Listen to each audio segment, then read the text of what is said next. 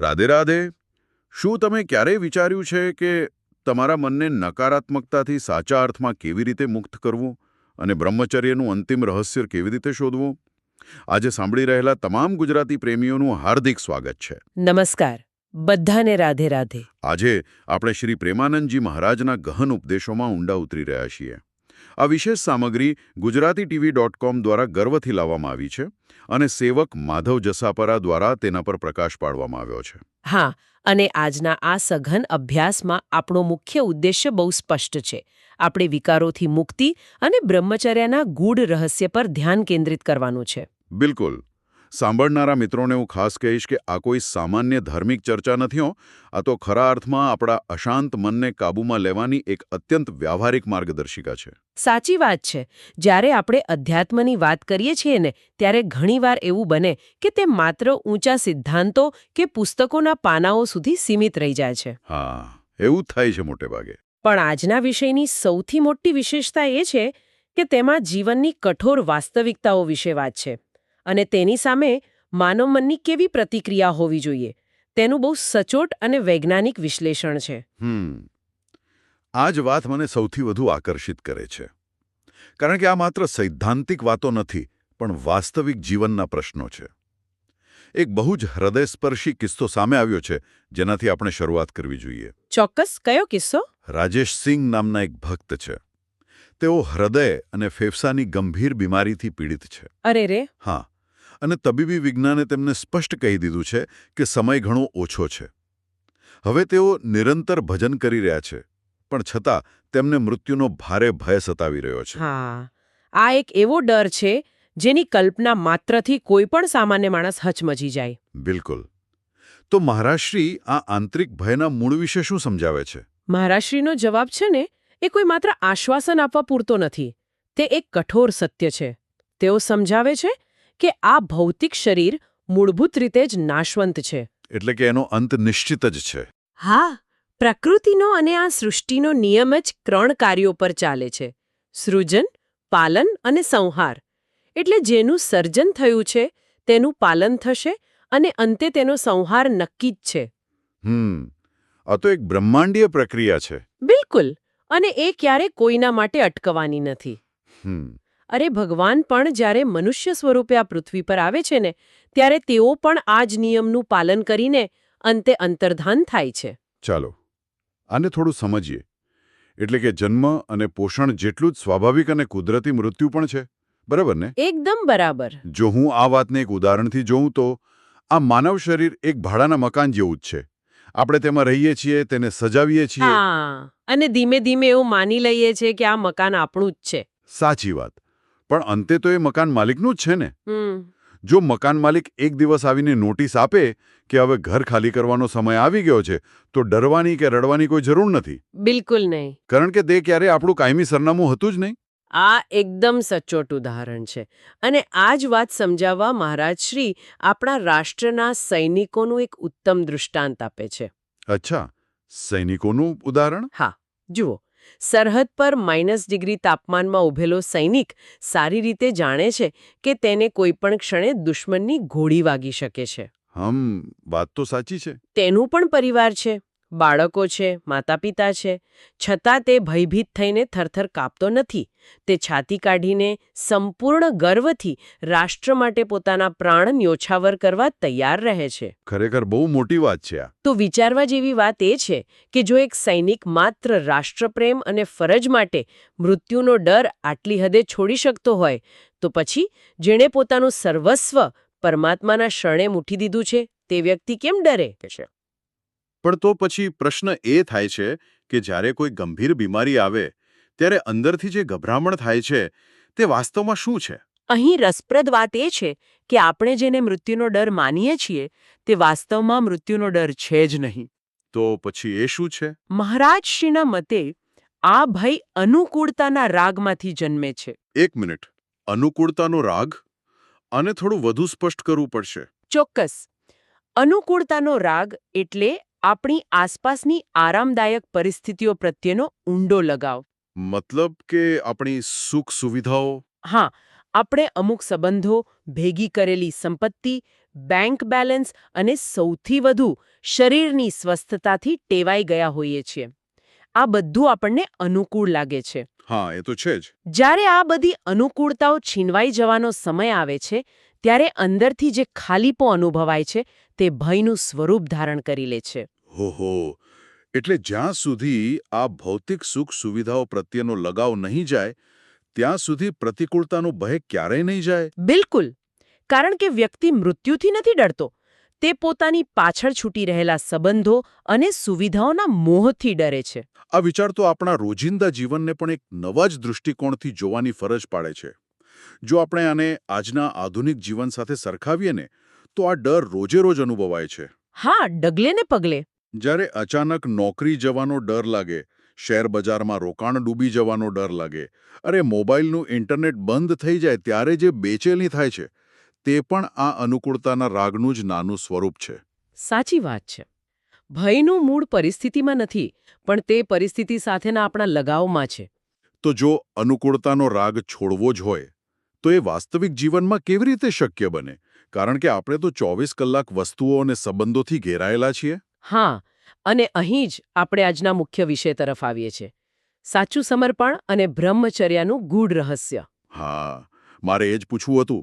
શું માત્ર રોજ સવારે ઉઠીને પૂજાપાઠ કરવાથી આ રાગ છૂટી જાય? ના, માત્ર બાહ્ય પૂજાપાઠ પૂરતા નથી. મહારાજ શ્રી બહુ જ સ્પષ્ટતાથી સમજાવે છે કે સાચું સમર્પણ એટલે વિષય શૂન્ય મન બનાવવું. વિષય શૂન્ય મન. આ બહુ મોટો અને ઊંડો શબ્દ છે. હા, વિષય શૂન્ય મન એટલે એક એવું મન જેમાં ભૌતિક પદાર્થોની, લોકો પાસેથી સન્માન મેળવવાની કે કોઈ પણ દુનિયાવી સુખની આંતરિક ઈચ્છા જ ન હોય. તો પછી ખરું બ્રહ્મચર્ય શું છે? એ માત્ર શારીરિક નિયંત્રણ નથી? ના, બિલકુલ નહીં. ખરું બ્રહ્મચર્ય અને વિકારોથી મુક્તિ એ જ છે કે અંદરથી વિજાતીય વ્યક્તિના સંસર્ગનું આકર્ષણ સંપૂર્ણપણે નાશ પામે. સમજાયું. આ ઉપરાંત રૂપિયા પૈસા પ્રત્યેનો આંતરિક મોહ અને સમાજમાં માન પ્રતિષ્ઠા મેળવવાની ભૂખનો પણ સંપૂર્ણ ત્યાગ થવો જોઈએ. મારે અહીં થોડો વિરોધ દર્શાવવો છે. મતલબ આ સાંભળવામાં બહુ જ આદર્શ લાગે છે, પણ આપણે એક એવા યુગમાં જીવીએ છીએ જ્યાં દરેક તરફથી લાલચનો મારો થતો રહે છે. હા, એ તો છે. સ્માર્ટફોનની સ્ક્રીન પર દર 2 મિનિટે કોઈ નવી જાહેરાત આવે છે. સોશિયલ મીડિયા પર લોકોના લક્ઝુરિયસ જીવનના ફોટા દેખાય છે. શું આજના સમયમાં મનને બધી જ ઈચ્છાઓથી સંપૂર્ણપણે ખાલી કરવું શક્ય છે ખરું? તમારો પ્રશ્ન એકદમ વ્યાજબી છે. અને આ જ તો આખી યાત્રાનો સૌથી મોટો પડકાર છે. નવાઈની વાત એ છે કે મહારાજ શ્રી પોતે પણ આનો સ્વીકાર કરે છે કે આ કોઈ સરળ પ્રક્રિયા નથી. અચ્છા, એવું છે? હા, તેઓ પોતાની અત્યંત પ્રામાણિક કબૂલાત કરતા કહે છે કે તેઓ પોતે 13 વર્ષની ઉંમરથી આ મનરૂપી યોદ્ધા સાથે લડી રહ્યા છે. બાપરે, 13 વર્ષની ઉંમરથી? હા, જરા વિચારો, આખી જિંદગી પસાર થઈ ગઈ, સર્વોચ્ચ કક્ષા પ્રાપ્ત કરી લીધી, છતાં આ મન સાથેનું યુદ્ધ આજે પણ ચાલુ જ છે. એટલે આ તો કોઈ 24 કલાક ચાલતા ભયંકર લશ્કરી યુદ્ધથી કમ નથી. આપણે રાત્રે સૂઈએ ત્યારે પણ મન તો ક્યાંક ને ક્યાંક ભટકતું જ હોય છે. બિલકુલ. મહારાજ શ્રી આને કમાન્ડો ટ્રેનિંગ સાથે સરખાવે છે. જેમ કમાન્ડોને દુશ્મનને જોતા જ તેને ઉડાડી દેવાની તૈયારી હોવી જોઈએ. અહીં દુશ્મન એટલે કામ, ક્રોધ, લોભ અને મોહ, રાઈટ? હા, આને સમજવા માટે આપણે દિવાલ પર લાગેલી ઘડિયાળનું એક બહુ જ સચોટ ઉદાહરણ લઈ શકીએ. ઘડિયાળનું ઉદાહરણ? હા, ધારો કે ઘડિયાળ ચાલી રહી છે, પણ અચાનક તેમાંથી સેલ કે બેટરી કાઢી લેવામાં આવે તો શું થશે? તો બધા જ કાંટા જ્યાં છે ત્યાં જ સ્થિર થઈ જશે.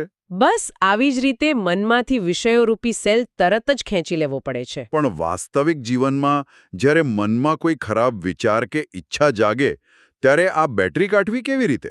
આ જ તો કમાન્ડો ટ્રેનિંગ છે. બેટરી કાઢવી એટલે વિચાર આવતાની સાથે જ તેની સાથે જોડાવાનું ટાળવું. તરત જ ધ્યાન પરમાત્માના નામ જપ તરફ વાળી દેવું. મતલબ વિચારને પોષણ આપવાનું જ બંધ કરી દેવાનું. બિલકુલ. જો આસક્તિરૂપી સેલ ખેંચી લેવાય તો વિકાર ત્યાં જ મરી પરવારે છે. તો આ બધાનો અર્થ શું છે? જો મન સાથે આટલી ભયંકર લડાઈ લડવાની હોય તો જે લોકો જંગલમાં નથી રહેતા પણ પરિવાર સાથે રહે છે તેઓ શું કરે? હા, આ બહુ મોટો પ્રશ્ન છે જે સમાજના મોટાભાગના લોકોને મૂંઝવે છે. ડૉક્ટર રિચા ઝાનો એક ખૂબ જ પ્રસ્તુત પ્રશ્ન છે આ સંદર્ભમાં. જે ગૃહિણીઓ છે, નોકરી કરતા યુવાનો છે, વેપારીઓ છે, આ લોકોએ પોતાનું જીવન કેવી રીતે સંતુલિત કરવું? મહારાજ શ્રી બહુ જ સુંદર માર્ગ બતાવે છે. તેઓ સ્પષ્ટ કહે છે કે ગૃહસ્થ જીવન અને ભક્તિ વચ્ચે કોઈ જ વિરોધાભાસ નથી. અચ્છા, સામાન્ય રીતે તો લોકો એવું જ માને છે કે બધું છોડી દેવું એટલે જ ભક્તિ. હા, એ આપણી અજ્ઞાનતા છે. ખરો અને વ્યવહારુ માર્ગ એ છે કે ઘરમાં રહેલા પરિવારજનોમાં જ ભગવાનના દર્શન કરવા. વાહ, આ તો બહુ સુંદર વિચાર છે. ઘરમાં રહેલા પતિ, પત્ની, બાળકો કે ઘરે આવેલા અતિથિ આ બધામાં પરમાત્માનો અંશ રહેલો છે.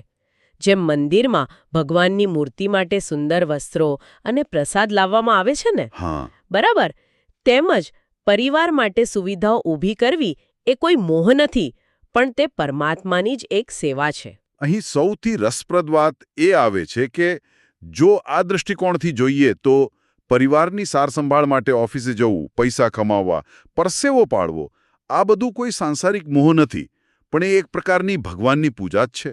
100% સાચી વાત છે. આ વિચારધારા તો આપણા કામ પ્રત્યેનો આખો અભિગમ જ બદલી નાખે છે. હા, જે કામ કાલે બોજ લાગતું હતું તે આજે ભક્તિ બની જાય છે. અહીં સમજવાની મુખ્ય કડી એ છે કે ધન કમાવામાં કોઈ ખતરો નથી, પૈસો પોતે ખરાબ નથી. તો ખતરો ક્યાં છે? ખતરો ત્યારે ઊભો થાય છે જ્યારે તે સંપત્તિનો ઉપયોગ માત્ર સ્વાર્થ, પોતાના અહંકારને પોષવા અને આંતરિક વિકારોને સંતોષવા માટે કરવામાં આવે.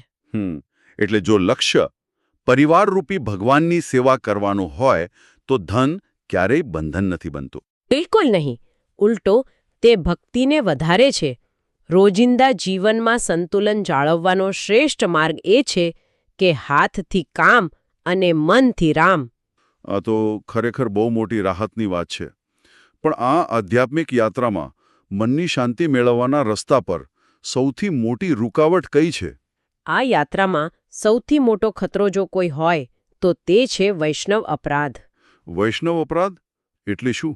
એટલે કે કોઈ સાધુ, સંત કે ભગવાનના સાચા ભક્તનું અપમાન કરવું. મહારાજ શ્રી અહીં કર્મનો એક બહુ જ કડક સિદ્ધાંત સમજાવે છે. કેવો સિદ્ધાંત? સામાન્ય રીતે એવું માનવામાં આવે છે કે જો કોઈ પાપ થઈ જાય તો તે તીર્થસ્થાનમાં જઈને સ્નાન કરવાથી ધોવાઈ જાય છે. હા, એવું લોકો માને છે. જો તીર્થમાં પાપ થાય તો વૃંદાવન જેવા ધામોમાં જવાથી માફી મળી જાય છે. પણ આ વૈષ્ણવ અપરાધ અન્ય પાપો કરતાં આટલો અલગ કેમ છે? કારણ કે તીર્થસ્થાનો પથ્થર કે જળના બનેલા છે, પણ ભક્તનું હૃદય એક જીવંત તીર્થ છે. પરમાત્મા પોતાના ભક્તોના હૃદયમાં સૌથી વધુ જાગૃત અવસ્થામાં બિરાજે છે. અચ્છા, આ તો બહુ ગંભીર બાબત કહેવાય. હા, આ અપરાધ જન્મોજન્મના પુણ્યને બાળીને રાખ કરી દે છે. આ અપરાધની માફી માત્ર ભગવાન પાસે માંગવાથી પણ નથી મળતી. તો પછી કોણ માફ કરી શકે? જેનું હૃદય દુભાયું છે, માત્ર તે જ વ્યક્તિ જો પોતાના હૃદયથી માફ કરે તો જ મુક્તિ મળે છે. વ્યવહારમાં જ્યારે કોઈ આપણું અપમાન કરે ત્યારે આપણો અહંકાર તરત જ જાગી જાય છે. તેવા સમયે ક્રોધ પર કાબૂ રાખવો બહુ અઘરો છે. હા, અને જો આપણે આને મોટા ચિત્ર સાથે જોડીએ તો આખા વિષયનો સીધો સંબંધ કુસંગ સાથે જોડાયેલો છે. કુસંગ એટલે ખરાબ સંગત. હા, વૈષ્ણવ અપરાધ પણ કુસંગનું જ પરિણામ છે. મહારાજ શ્રી 2 પ્રકારના કુસંગથી બચવાની સ્પષ્ટ ચેતવણી આપે છે. સામાન્ય સમજણ તો એવી જ છે કે જે લોકો નશો કરતા હોય કે ખરાબ ભાષા બોલતા હોય તે કુસંગ છે. તે બાહ્ય કુસંગ ચોક્કસ છે અને એનાથી તો બચવાનું જ છે. પરંતુ એક બીજો તેનાથી પણ વધુ ખતરનાક કુસંગ છે, આંતરિક કુસંગ. આંતરિક કુસંગ એટલે આપણા જ મનની અંદર ઉઠતી ગંદી વૃત્તિઓ, રાઈટ? એકદમ સાચું. છુપી કામનાઓ, ઈર્ષા અને નકારાત્મક વિચારો આ એવા દુશ્મનો છે જે આપણી અંદર જ બેઠા છે. બહારના અને અંદરના આ બંને પ્રકારના કુસંગથી સાવધાનીપૂર્વક દૂર રહેવું એ જ સાચું બ્રહ્મચર્ય છે. આ આખી ગહન ચર્ચા સાંભળ્યા પછી મને એક બહુ જ પ્રબળ વિચાર આવે છે. આપણે વાત કરી કે મન એટલો શક્તિશાળી દુશ્મન છે કે મોટા મોટા સંતો પણ માત્ર ઈશ્વરની કૃપા પર આધાર રાખે છે. હા, બિલકુલ. જો આટલા ઉચ્ચ કક્ષાના સંતો પણ આ મનરૂપી કમાન્ડો સામે લડવામાં મુશ્કેલી અનુભવતા હોય તો પછી આપણે સામાન્ય માણસો નકારાત્મક વિચાર આવે ત્યારે આપણી જાતને આટલો બધો દોષ કેમ આપીએ છીએ? આ બહુ જ સુંદર તારણ છે. આપણે 1-2 ખરાબ વિચારો આવવાથી નિરાશ થઈ જઈએ છીએ કે આપણાથી તો આ માર્ગ પર ચલાશે જ નહીં. હા, અને કદાચ સાચી શાંતિ એ વાતમાં છે જ નહીં કે મનમાં ક્યારેય કોઈ ખરાબ વિચાર આવે જ નહીં. બરાબર. એક જીવંત મનુષ્ય તરીકે એ અશક્ય છે. સાચી શાંતિ તો એ વાતમાં છે કે ભલે 100 વાર ખરાબ વિચારો આવે પણ દર વખતે સતત ઊભા થઈને નામ જપરૂપી હથિયાર ક્યારેય નીચે ન મૂકવું, સતત લડતા રહેવું. કદાચ એ જ સાચું સમર્પણ છે. એકદમ સાચી વાત. આ ગુજરાતીTV.com સાથેની એક વિશેષ અપડેટ હતી, જેના લેખક સેવક માધવ જસાપરા છે. જો તમને આજના એપિસોડમાં શાંતિ મળી હોય તો કૃપા કરીને અમારી ચેનલને લાઇક, શેર અને સબસ્ક્રાઇબ કરો. અમે તમારા વિચારો જાણવા માંગીએ છીએ. તેથી કૃપા કરીને નીચે કોમેન્ટ બોક્સમાં તમારા રિવ્યૂ મોકલો. રાધે રાધે.